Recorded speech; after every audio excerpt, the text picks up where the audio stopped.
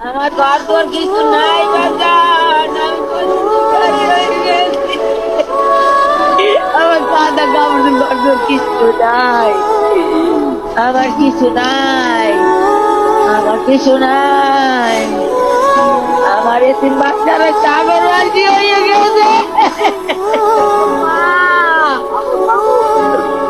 আমার এতিমেরা শেষ। প্রকৃতি কতটা ভয়াবহ হতে পারে হয়তোবা আমরা আন্দাজ করতে পারি না।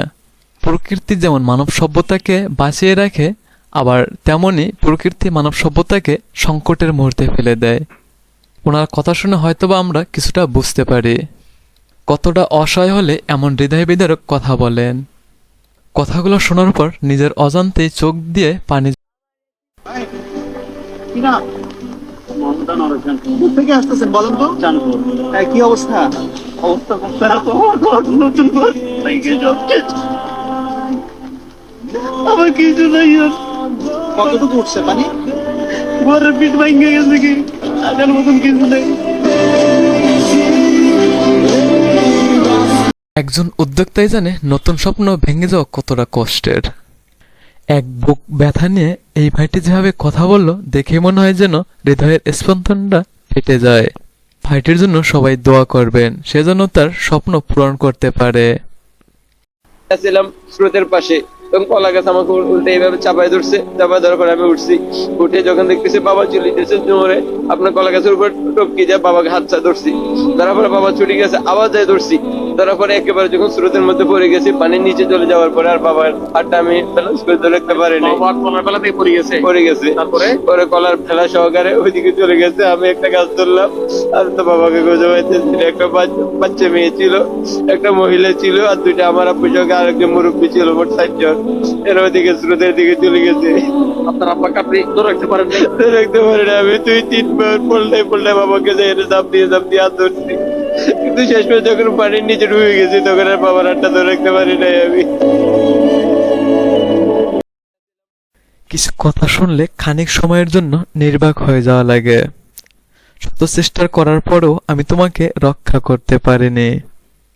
ভাইটির কথাগুলো হৃদয়কে স্পর্শ করলো।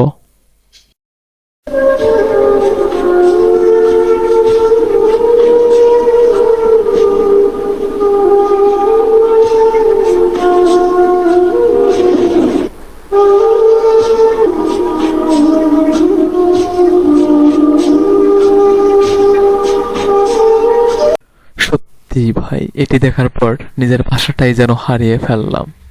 কতটা হৃদয় বিদারক দৃশ্য, আপনারা কি বুঝতে পারছেন? বন্যা কতটা ভয়ঙ্কর, আপন মানুষকেও দূরে নিয়ে যায়। মা বাবাই জানে সন্তান হারানো কতটা কষ্টের।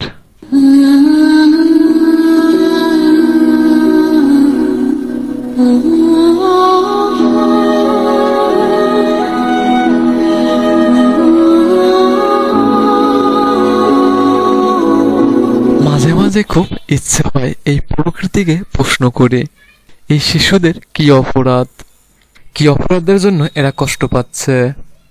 এই দৃশ্যগুলো দেখার পর নিজেকে কোনোভাবেই সামলাতে পারলাম না, নিজের অজান্তেই বুকটা ভিজে গেল।